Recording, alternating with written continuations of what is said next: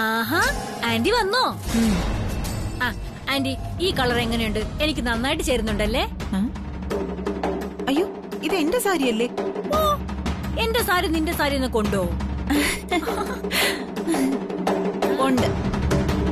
ഇതേ 10,000 രൂപയുടെ സാരിയാ. നിന്റെ സ്റ്റാൻഡേർഡിലുള്ളവർക്ക് കൊടുക്കാനുള്ളതല്ല.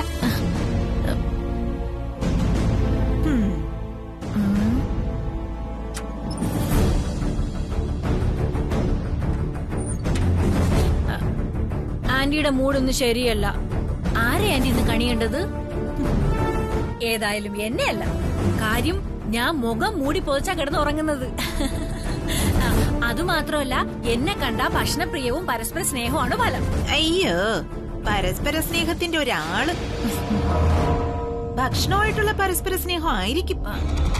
അതെ, കണ്ടോ, ഇതാ ഞാൻ പറഞ്ഞത്. ആന്റിയുടെ ഇന്നത്തെ കണി ശരിയല്ലാന്ന്. ഇന്ന് ആരെ ആന്റി കണിയേണ്ടത്? വേറെ ആരെയാ? ആ ഗുരുജിയെ തന്നെ. ആഹാ, നേരം വെളുത്തപ്പോ അയാൾ ഇങ്ങോട്ട് വന്നോ? എന്നിട്ട് എന്തു പറഞ്ഞു അയാള്? വല്ല പൂജയും കൂടി പറഞ്ഞു അയാള്? അതോ ആനന്ദേട്ടൻ എവിടെ ഉണ്ടെന്ന് ഗണിച്ചു പറഞ്ഞോ? അതൊന്നുമല്ല, ഇനിയും എന്തോ ദുരന്തം തൃച്ചംബരത്തുണ്ടാകാൻ പോകുന്നു.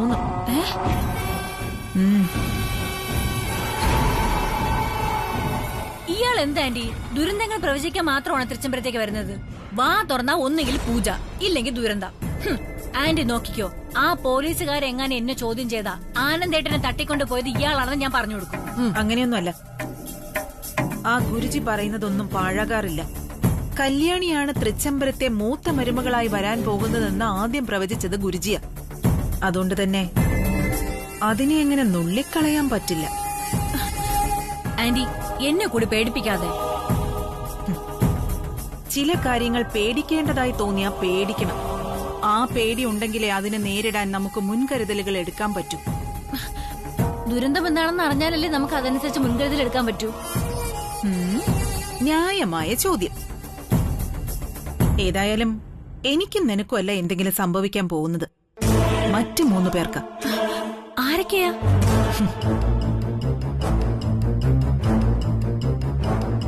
ആനന്ദ്, അഖില, ശിവരാമൻ. ചിലപ്പോ 3 പേർക്ക് ഒരുമിച്ചായിരിക്കും. ആനന്ദിന്റെ പുഴുവരിച്ച ശവശരീരം കണ്ട് ശിവരാമകൃഷ്ണൻ ഹൃദയം പൊട്ടി മരിക്കും. പുത്രദുഃഖത്താലും ഭർത്തൃവിയോഗത്താലും അഖിലാണ്ടേശ്വരി സ്വയം നിറയൊഴിച്ച് ആത്മഹത്യ ചെയ്യും. ഗുരുജി വന്ന് പ്രവചിച്ചിട്ടു പോയ ദുരന്തം അതുതന്നെ ആവാനാണ് സാധ്യത. അങ്ങനെയെങ്കിൽ സർവം ശുഭമയം, ശാന്തമയം. അപ്പോ കല്യാണിയോ? അവളെ നമ്മൾ എന്ത് ചെയ്യും?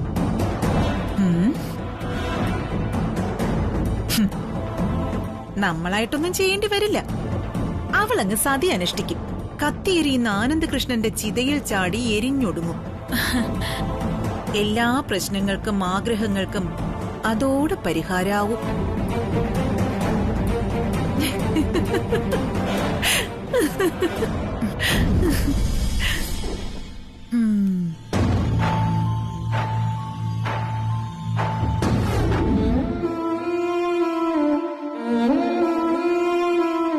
അമ്മേ, ഞാൻ എന്റെ മനസ്സിൽ പോലും ചിന്തിച്ചതല്ല അഖില മേഡത്തിനെതിരെ കേസ് കൊടുക്കണമെന്ന്. അഖില മേഡം എന്റെ വല്യകുഞ്ഞിന്റെ അമ്മ മാത്രമല്ല, എനിക്ക് എന്റെ കാണപ്പെട്ട ദൈവ. ഞാൻ കേസ് കൊടുത്തു എന്നാ അഖില മേഡം കരുതിയിരിക്കണേ. ഇപ്പോ എന്നോടുള്ള ദേഷ്യം ഇരട്ടിച്ചിരിക്കും. അഖില മേഡം ഒരമ്മയല്ലേ?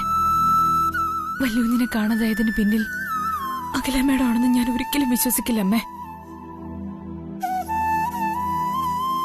ഞാൻ കാരണം മേഡത്തിന്റെ മനസ്സ് അമ്മയ്ക്കറിയാലോ. മാഡത്തിന് എന്നോട് വലിയ ഇഷ്ടമായിരുന്നു. എനിക്കും അതറിയാം. ആ അഖില മാഡത്തിനെതിരെ കേസ് കൊടുത്തുന്നൊരു കുറ്റവും കൂടിയായി എനിക്കിപ്പോ. എന്ത് ജന്മോ അമ്മ എന്റേത്.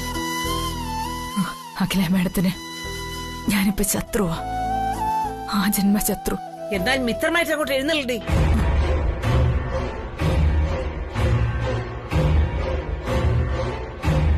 ആ അവരെ ആട്ടുകെട്ടിൽ ഇരിക്കുന്ന താരാട്ട് മകന്റെ പുന്നാര ഭാര്യയല്ലേ. പിന്നെ ചന്ദന ലേപനം നടത്തി മട്ടിപ്പാൽ പുകച്ച് തമ്പുരാട്ടിയുടെ മുട്ടറ്റം വീണ് കിടക്കുന്ന കാർക്കൂന്തലിൽ സുഗന്ധം പൂശി ചെല്ല്. അത് കഴിഞ്ഞ് കൺമഷിയും ചാന്തും ചന്ദനക്കുറിയും തൊട്ട് അടിമുടി ആഭരണങ്ങൾ ചാർത്തും. കുറെ തോഴിമാര് വന്ന് നിന്നെ കെട്ടിലമ്മയായിട്ട് അങ്ങോട്ട് ആനയിക്കും. അവളുടെ ഒരു അഖിലാമേല. നീയുള്ള ഈ നരകത്തിൽ നിന്ന് എന്നെ രക്ഷപ്പെട്ട ആ സുധയുടെ ഫോട്ടോയിൽ നോക്കി സങ്കടം പറയുന്നു. ചത്തു കഴിഞ്ഞിട്ടും അതിന് സ്വസ്ഥത കൊടുക്കില്ല. ജീവിച്ചിരിക്കുന്ന ആ പാവം തന്തയ്ക്കും സ്വസ്ഥത കൊടുത്തില്ല. അവൻ ശാന്തിയും സമാധാനവും ഇല്ലാതെ അലയുകയാണ്. എവിടെ വീണ് തീരുമെന്ന് ദൈവത്തിനെ അറിയൂ. നിന്റെയൊക്കെ തലവട്ടം കണ്ടപ്പോഴേ ആ പാവം സുധ കാലുപുരി പോയി.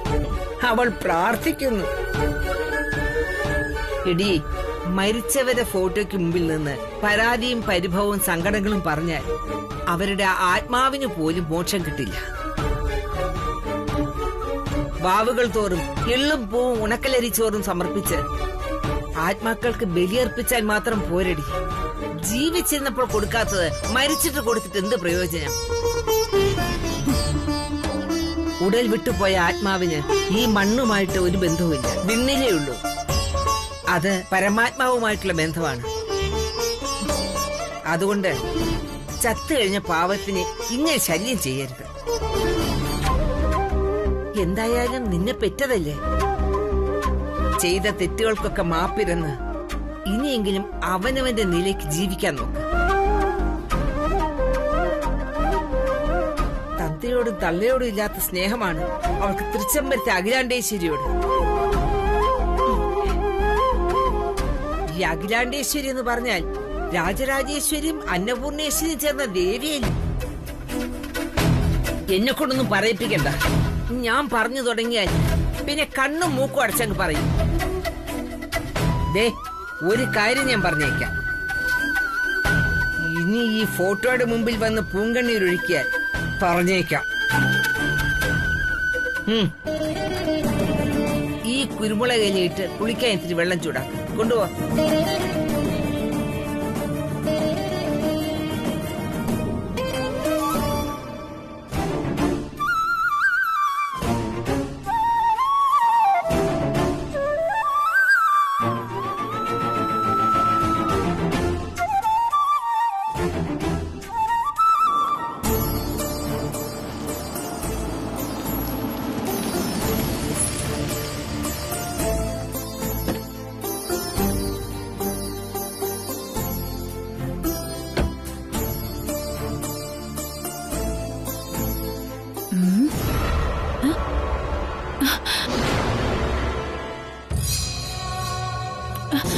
ആന്റി നോക്ക്. എന്തായി സുബണ്ണ, എന്തെങ്കിലും വിവരം കിട്ടിയോ? നീ വാ, നമുക്ക് പുറത്തുനിന്ന് സംസാരിക്കാം.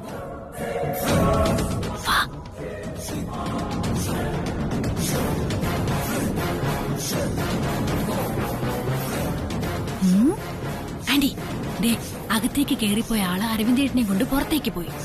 ഇതിലെന്തോ പ്രശ്നമുണ്ട്. ആന്റി വാ, നമുക്ക് നോക്കാം. വാ.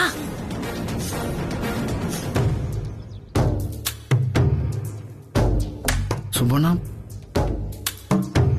എന്താ Subanna? Kalyani habeas corpus file ചെയ്തല്ലേ? അത് ഞാൻ അപ്പോഴേ വിളിച്ച് പറഞ്ഞാണല്ലോ സുബണ്ണനോട്. അതൊക്കെ ശരി തന്നെ. ഇന്നലെ എന്റെ ഓഫീസിൽ പോലീസ് വന്നു. സുബണ്ണന്റെ ഓഫീസിൽ പോലീസ് വന്നാ? അതെന്തിനു? കൊടുത്തിരിക്കുന്ന ഹേബിയസ് കോർപ്പസാ. അന്വേഷണ ചുമതല ഡിവൈഎസ്പിക്കും. സംശയമുള്ളവരൊക്കെ അവർ ചോദ്യം ചെയ്യും. അല്ല, അതിന് സുബണ്ണനെന്ത്? ഭാഗ്യത്തിന് പോലീസുകാർ ഓഫീസിലെത്തിയത് സിവിൽ ഡ്രസ്സിലാ. അതുകൊണ്ട് അധികം ആരും അറിഞ്ഞിട്ടില്ല. സർക്കാർ ഓഫീസാ. ഒരാൾ അറിഞ്ഞാൽ മതി, പിന്നെ കഥകൾ 100 ആവും. ഇതൊക്കെ കേട്ടിട്ട് എനിക്ക് പേടിയാവാ. അരവിന്ദ്, അവരേതു വിധേനെ അന്വേഷിക്കും. കിട്ടാവുന്ന തെളിവുകൾ മുഴുവൻ ശേഖരിക്കും. സൈബർ അടക്കമുള്ള എല്ലാ സംവിധാനങ്ങളും ഉപയോഗിക്കും. പഴയൊരു മിസ്സിംഗ് കേസിന്റെ കഥ അറിയാലോ. ആളിനെ കണ്ടെത്താൻ കഴിയാതെ വന്നപ്പോ എല്ലാ പോലീസ് സംവിധാനങ്ങളും വളരെ കാര്യക്ഷമമായി പ്രവർത്തിച്ചുവെന്ന് കോടതിയെ ബോധ്യപ്പെടുത്തേണ്ടി വന്നു പോലീസിന്. അതാണ് ഹേബിയസ് കോർപ്പസ്. ഇതേ അന്വേഷണം എല്ലാവർക്കും നേരെ ഉണ്ടാവും. എല്ലാവരുടെ മൊബൈൽ പരിശോധിച്ചെന്നും വരും. എനിക്കൊരു കാര്യത്തിലുള്ളൂ അരവിന്ദ് ടെൻഷൻ. ആന്റിയെ ചോദ്യം ചെയ്യാനായി SP ഓഫീസിലേക്ക് വിളിപ്പിക്കുമെന്നാ.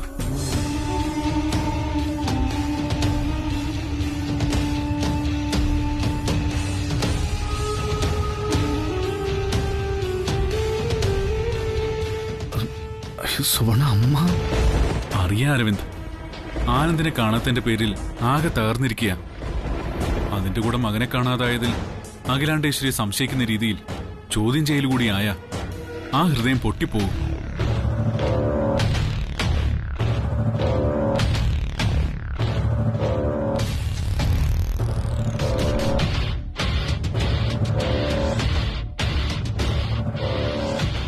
അല്ല സുവർണ, എന്തോ ഒരു വഴി. അമ്മയെ ചോദ്യം ചെയ്യാനൊന്നും ഞാൻ വിട്ടുകൊടുക്കില്ല സുവർണ, അതുറപ്പാ. കൊടുക്കണ്ടടാ, കൊടുക്കണ്ട. ഈ കാര്യത്തില് ചേച്ചിയെ ചോദ്യം ചെയ്യാൻ പറ്റില്ല. ഇവിടുന്ന് കൊണ്ടുപോകാനും ഒക്കില്ല. അതിന് ഞാൻ അനുവദിക്കില്ല. ദേ, എവിടെയോ കിടക്കുന്ന ഇവനെ ചോദ്യം ചെയ്യും പോലെ അല്ല. തൃച്ചംബരത്ത് അഖിലാണ്ടീശ്വരിക്ക് ഒരു അഭിമാനവും അന്തസ്സും ഉണ്ട്. DYSP എന്നല്ല DGP വിചാരിച്ചാലും അത് നടക്കില്ല. ഒന്നും നടക്കില്ല. ഒരു കള്ള പരാതിയുടെ പേരില് ചേച്ചിയെ ചോദ്യം ചെയ്യാൻ അനുവദിക്കില്ല. ആ, പാല് കൊടുത്ത കൈക്ക് കൊത്തിന്ന് കേട്ടിട്ടേ ഉള്ളൂ. അതിപ്പോ നേരിട്ടറിഞ്ഞു. അതെ, ഞാൻ അന്നേ പറഞ്ഞതാ അടുക്കളക്കാരിയെ അടുക്കളക്കാരിയുടെ സ്ഥാനത്ത് നിർത്തണോന്ന്. അതെങ്ങനെയാ? ചേട്ടനും അനിയനും കൂടി അതങ്ങ് വളം വെച്ച് കൊടുക്കുമായിരുന്നല്ലോ. കൂട്ടിന് ഇതുപോലത്തെ ഒരു പൊട്ടം പൊട്ടരും. ദേ, ഒരു കാര്യം ഞാൻ പറയാം. ഇവിടെ എന്തൊക്കെയാ നടക്കുന്നതെന്ന് അഖിലേച്ചിക്ക് അറിയില്ലെങ്കിലും ദേ, എനിക്ക് നന്നായിട്ട് അറിയാം. ആനന്ദിനെ നീയൊക്കെ കൂടി ഒളിപ്പിച്ചിരിക്കുകയല്ലേ, അതും ആ വൃത്തികെട്ട കല്യാണിക്ക് വേണ്ടി. ഒരുമാതിരി വൃത്തിയോട് പറയരുത് കേട്ടാ. ഇളയമേന്നൊന്നും ഓർക്കില്ല ഞാൻ. നിർത്തടാ. ആനന്ദിനെ ഒളിപ്പിച്ച് വെച്ച അമ്മയുടെ മനസ്സും നിലക്കി കല്യാണിയെ തൃച്ചംബരത്തേക്ക് നിലവിളക്കെടുത്തു കൊടുത്ത് കയറ്റിപ്പിക്കാനുള്ള തന്ത്രം ഉണ്ടല്ലോ. ഒരുമാതിരി കുളം കലക്കി മീൻ പിടിക്കുന്ന തന്ത്രം. അതൊരിക്കലും നടക്കാൻ പോകുന്നില്ല. നടത്തില്ല ഈ വിലാസിനി. എന്റെ ബ്രോയെ കാണാതായാലും എനിക്ക് ഒരാളെ സംശയമുള്ളൂ, അത് നിങ്ങളെ. കേസ് അന്വേഷിക്കാൻ വരുന്ന പോലീസുകാരോട് ഞാൻ പറയാൻ പോകുന്ന പേര് നിങ്ങളുടേത് മാത്രമായിരിക്കും. പിന്നെ എന്റെ ബ്രോയ്ക്ക് ഇനി എന്തെങ്കിലും ഒന്ന് സംഭവിച്ച ജയിലിൽ പോകുന്നത് ഞാൻ തന്നെയായിരിക്കും, നിങ്ങളെ കൊന്നിട്ട്. കേട്ടല്ലോ? അരവിന്ദേട്ടാ, ആവശ്യമില്ലാത്തൊന്നും പറയരുത് കേട്ടോ. ആ ജയന്തി, ഒരു മിനിറ്റ്. ഇന്നലെ പോലീസുകാർ എന്നെ ചോദ്യം ചെയ്തപ്പോ തൃച്ചംബരത്തുള്ളവരല്ലാതെ മറ്റാരെങ്കിലും തൃച്ചംബരത്തേക്ക് വരാറോ പോകാറോ ഉണ്ടോന്ന് ചോദിച്ചു. ഞാൻ അവരോട് പറഞ്ഞത് അങ്ങനെ ഒരാളെ അറിയില്ല. ആ, പിന്നെ അങ്ങനെയുള്ള ഒരാളായിട്ട് എന്റെ അറിവിലുള്ളത് ജയന്തിയാണെന്ന് പറഞ്ഞു. അങ്ങനെ പറഞ്ഞു? ആ, പറഞ്ഞു. അതുമാത്രമല്ല, നിന്റെ അഡ്രസ്സും ഫോൺ നമ്പരും ഒക്കെ പറഞ്ഞു കൊടുത്തിട്ടുണ്ട്. മിക്കവാറും വിളി വരും.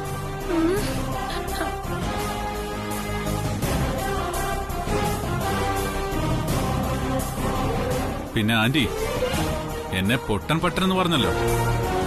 ആനന്ദ് എവിടെയാണെന്ന് കണ്ടുപിടിക്കാൻ നിങ്ങളുടെ ഈ മൊബൈൽ പരിശോധിച്ചാൽ മതിയെന്ന് ഞാൻ പറഞ്ഞിട്ടുണ്ട്.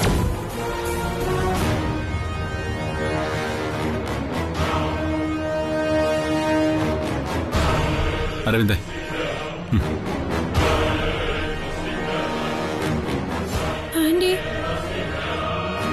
അരവിന്ദ്, ഞാൻ ഓഫീസിലേക്ക് പോവാ. ടെൻഷൻ അടുപ്പിക്കാൻ വേണ്ടി പറഞ്ഞല്ല. തൃച്ചംബരത്തുള്ള എല്ലാവരുടെ നേർക്കും അന്വേഷണം ഉണ്ടാകും. ഒന്ന് കരുതിയിരിക്കാൻ പറഞ്ഞതാ. നന്ദനയോടും പറഞ്ഞേക്ക്. നന്ദന ബാംഗ്ലൂർ എന്തോ ബിസിനസ്സുകാരായിട്ട് ബന്ധപ്പെട്ട് പോയിരിക്കുക. ശരി, വിളിക്കുമ്പോ പറഞ്ഞാൽ മതി. ശരി.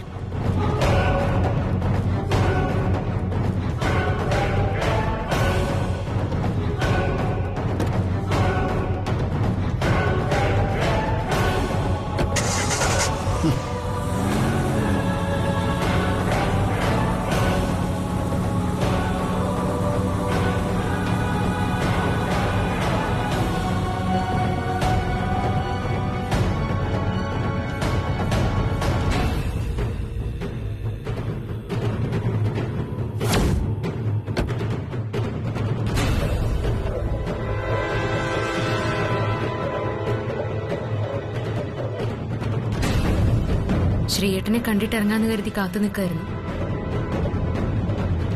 വെറും കൈയോടെ വരരുതെന്നല്ലേ നീ എന്നോട് പറഞ്ഞത്? ദേ, നീ ചോദിച്ച മുഴുവൻ രേഖകളും ഇതിലുണ്ട്.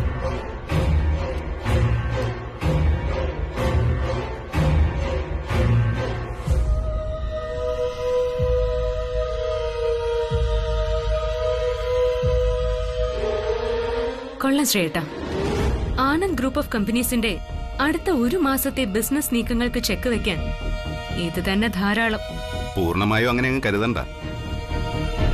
കാലത്തിന് അനുയോജ്യമായ രീതിയിൽ ബിസിനസ് പ്രോജക്റ്റുകൾ തെരഞ്ഞെടുക്കാനും നിലവിൽ ഉദ്ദേശിച്ച പ്രോജക്റ്റുകൾ മാറ്റിവെക്കാനും ഒക്കെ ആനന്ദ് ഗ്രൂപ്പ് ഓഫ് കമ്പനീസിന് നിമിഷ നേരം മതി.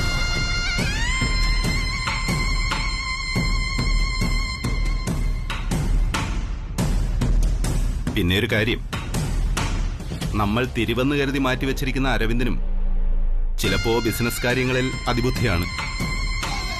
എന്റെ തോന്നലാണോന്നറിയില്ല. പലപ്പോഴും അവൻ എന്നെ അങ്ങനെ അമ്പരപ്പിച്ചിട്ടുണ്ട്. അത് ശ്രീയേട്ടന്റെ വെറും തോന്നലല്ല ശ്രീയേട്ടാ. അവനിൽ ഒഴുകുന്ന രക്തത്തിന്റെ ഗുണം. എപ്പോഴും അത് മറിഞ്ഞിരിക്കണമെന്നില്ലല്ലോ. ചിലപ്പോഴൊക്കെ അത് പ്രകടമായെന്നും വരും.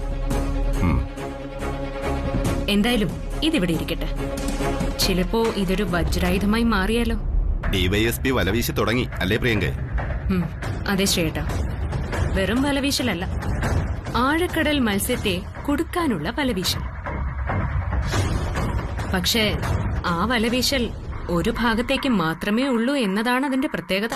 പ്രിയങ്ക, നിന്നെ ഒറ്റയ്ക്ക് കാണുമ്പോ ചോദിക്കണമെന്ന് ബാക്കി വെച്ച ഒരു ചോദ്യമുണ്ട് എനിക്ക്. അതെന്താ ശ്രീയേട്ടാ അങ്ങനെ ഒരു ചോദ്യം? ആനന്ദ് ഏതാണ്ട് കൊല്ലപ്പെട്ടു എന്ന് ഉറപ്പായി കഴിഞ്ഞു. അങ്ങനെയാണെങ്കിൽ നമ്മൾ അറിയാതെ നമ്മുടെ കൂട്ടത്തിലുള്ള ഒരാളാണെങ്കിൽ നമുക്ക് രക്ഷപ്പെടാനുള്ള പഴുതുകൾ വരെ അടഞ്ഞു പോകും. അപ്പോ ശ്രീയേട്ടന് വർമാങ്കിളിനെ സംശയമുണ്ടെന്നർത്ഥം. അതെ, അദ്ദേഹത്തെ മാത്രമല്ല, ഗംഗയെയും.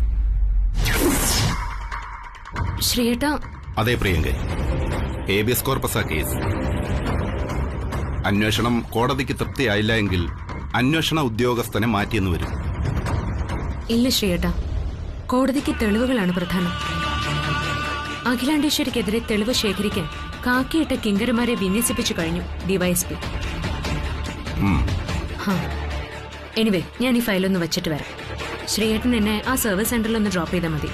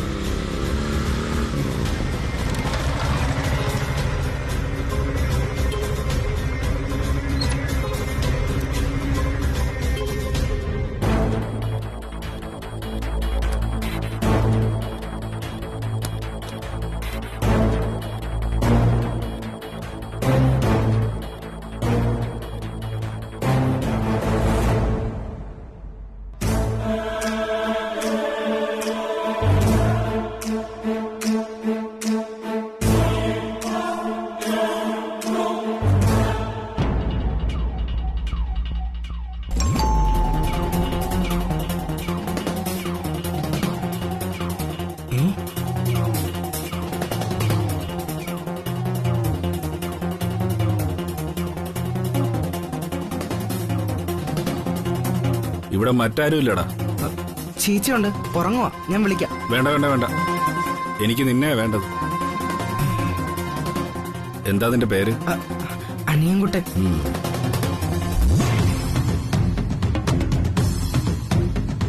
നിനക്കെന്താ ഒരു പരിഭ്രമം? ഒന്നില്ല സാർ. എനിക്ക് നിന്നോട് കുറച്ച് കാര്യങ്ങൾ ചോദിച്ചറിയാനുണ്ട്. നിന്റെ അച്ഛനും അമ്മയൊക്കെ എവിടെ? അച്ഛനങ്ങ് നാട്ടില, അമ്മ മരിച്ചുപോയി.